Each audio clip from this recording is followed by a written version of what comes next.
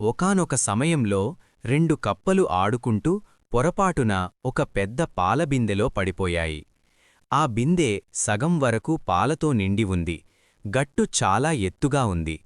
రెండు కప్పలు బయటకు రావడానికి ఎంత ప్రయత్నించినా పాలవల్ల కాళ్లు జారిపోతున్నాయి. గట్టును అందుకోవడం సాధ్యం కావడం లేదు. మొదటి కప్ప కొంతసేపు ప్రయత్నించి అలసిపోయింది. ఇక లాభం లేదు, ఈ పాలలో నుండి బయటపడటం అసాధ్యం, నేను ఎలాగో చనిపోతాను అని నిరాశతో ప్రయత్నం ఆపేసింది. కొద్దిసేపటికే అది పాలలో మునిగి ప్రాణాలు విడిచింది. రెండో కప్ప అది కూడా అలసిపోయింది, కాని పట్టుదల వదలలేదు. చనిపోయే వరకు పోరాడుతాను అని నిర్ణయించుకుంది. అది తన కాళ్లను వేగంగా పాలలో ఆడిస్తూనే ఉంది.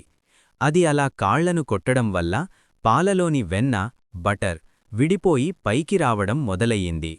కొంతసేపటికి ఆ వెన్నంతా కలిసి ఒక గడ్డలా తయారయ్యి పైన తేలింది.